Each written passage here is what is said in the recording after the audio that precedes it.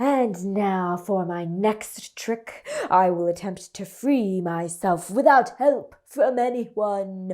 Watch and be amazed as the scarf falls away on its own.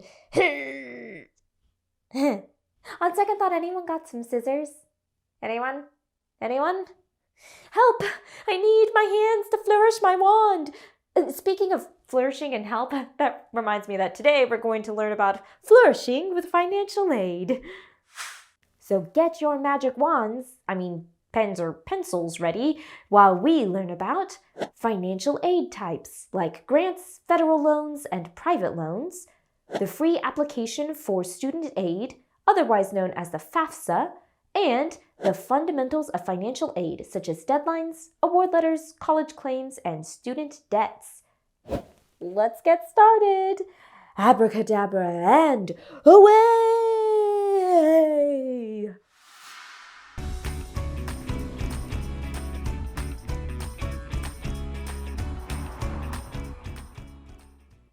Wonderful!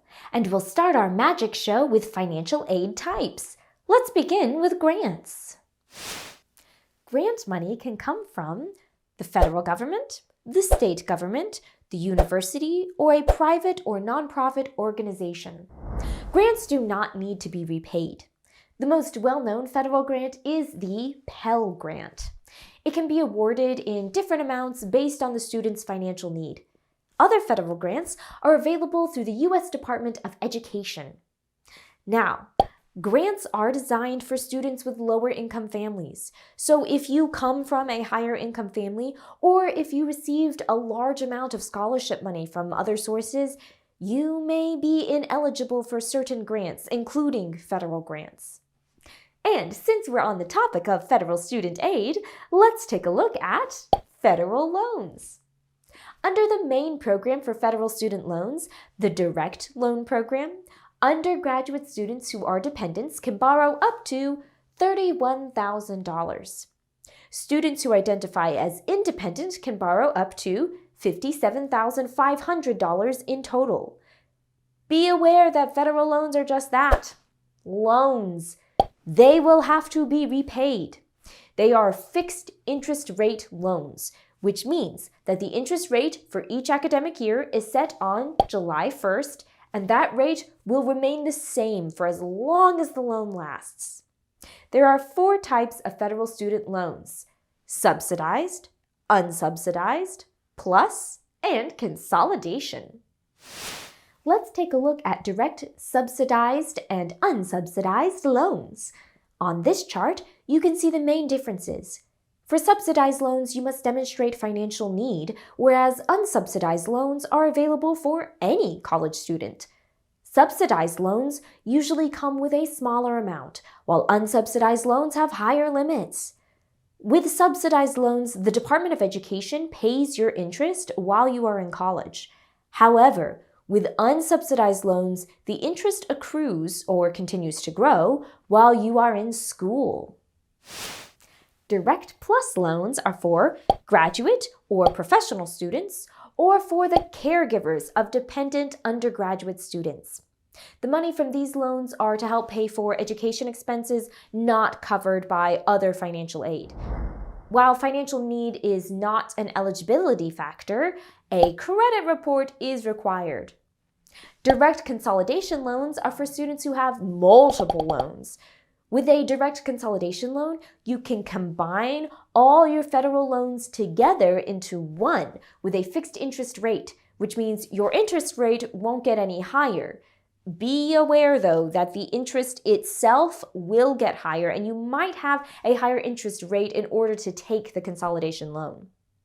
All right, so those are all federal loans, but what about private loans? Private student loans are offered through banks, credit unions, or online lenders, not the government. The interest rate for a private loan is usually higher than for federal loans. Approval for a private loan is based on your credit score. Even if you don't have a credit history, I certainly didn't have one when I was a teenager, you can apply with a cosigner. a creditworthy adult who shares accountability for the loan. The final type of financial aid is work study, but we're actually going to spend the entire next lesson talking about that.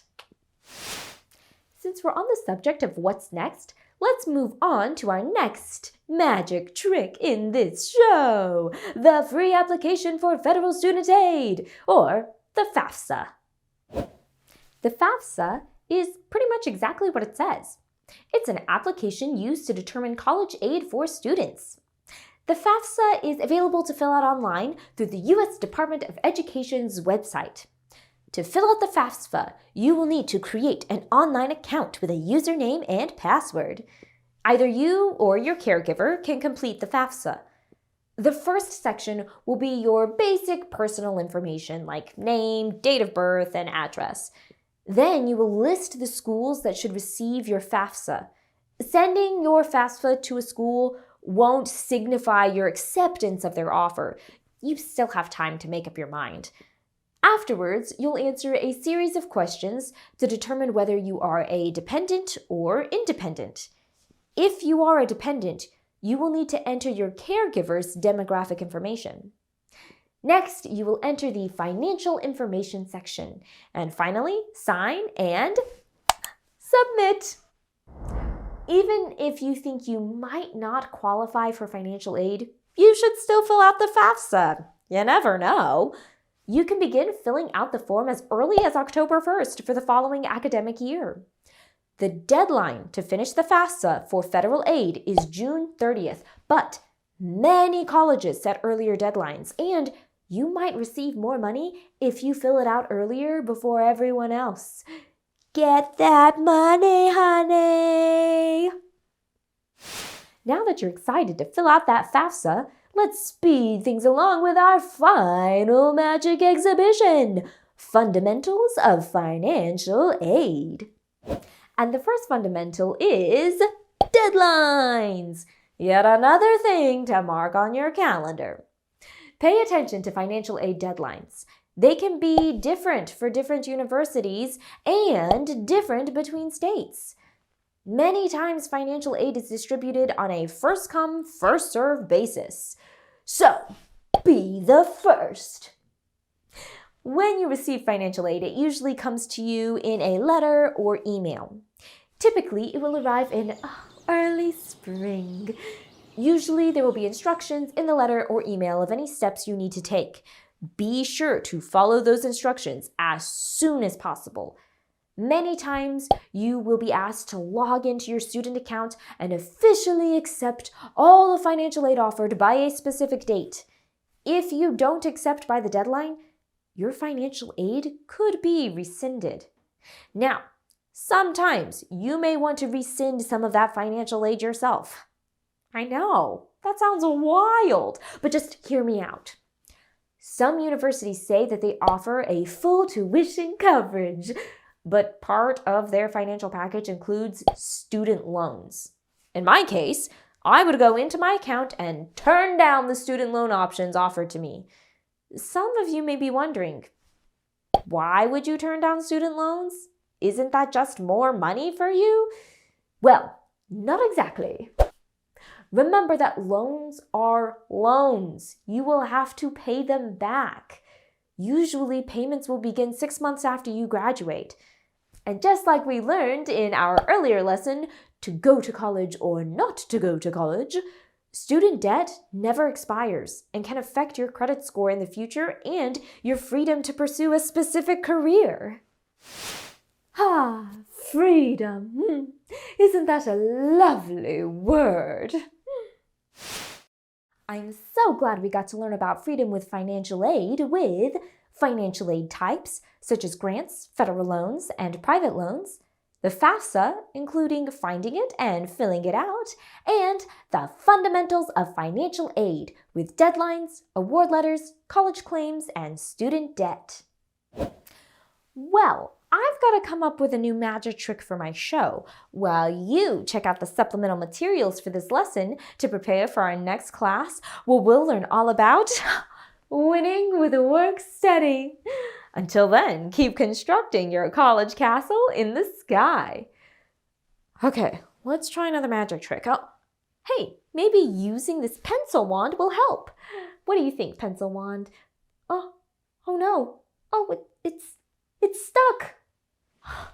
Seriously? Hey, hey.